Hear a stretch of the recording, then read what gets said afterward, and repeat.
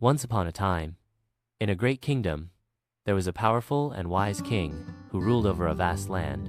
Though he was respected, the king had one problem. He wanted something no one had ever seen before.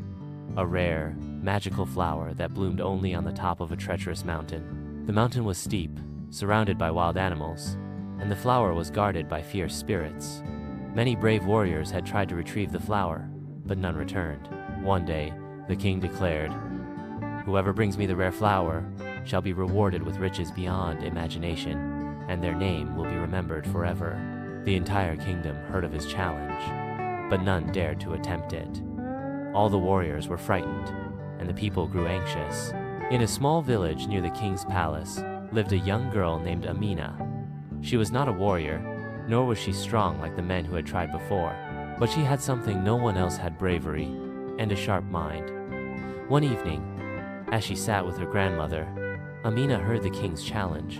Her grandmother looked at her with wise eyes and said, "Amina, your strength does not lie in your muscles but in your heart and your mind. If you believe in yourself, no challenge is too great." Amina decided she would take on the king's challenge. The villagers laughed when they heard, "A girl, she'll never make it." But Amina, undeterred, packed a small bag of food and set off early the next morning, determined to succeed where others had failed. As Amina made her way toward the mountain, the path grew steeper and more difficult. The rocks were slippery, and the wind howled like a wolf. But Amina was clever, and she knew that rushing would only bring disaster. She took her time, listening to the sound of nature, trusting her instincts.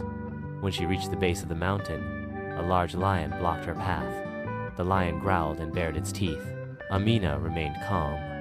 "I seek no harm, noble lion," she said softly. "I only wish to pass in peace." The lion, intrigued by her calmness, stepped aside, allowing her to continue.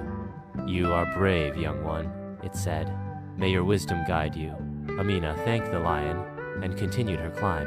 As she reached higher up the mountain, Amina encountered the spirits that guarded the flower.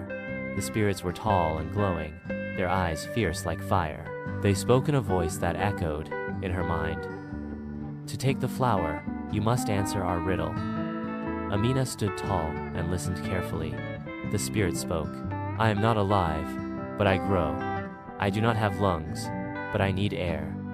I do not have a mouth, but water makes me disappear. What am I?" Amina thought for a moment. The riddle seemed difficult, but then it came to her. She smiled and said, "Fire." The spirits were silent for a moment before nodding in approval. "You have answered correctly, young one. Proceed." Finally, after hours of climbing, Amina reached the top of the mountain. There, bathed in the soft glow of the setting sun, was the rare flower. Its petals shimmered with colors of gold, purple, and silver. Gently, Amina picked the flower, careful not to damage its delicate bloom. When Amina returned to the kingdom, the king was waiting at his palace. "You have returned," he exclaimed, amazed. "I did not believe anyone could succeed. How did you do it?" Amina smiled and said, "It was not strength, O king, but patience, wisdom, and bravery that brought me here. The journey is as important as the goal."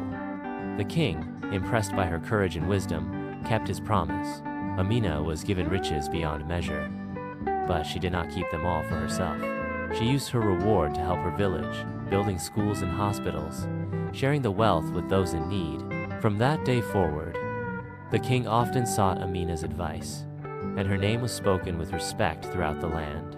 Amina proved that true bravery comes not from the sword, but from the heart.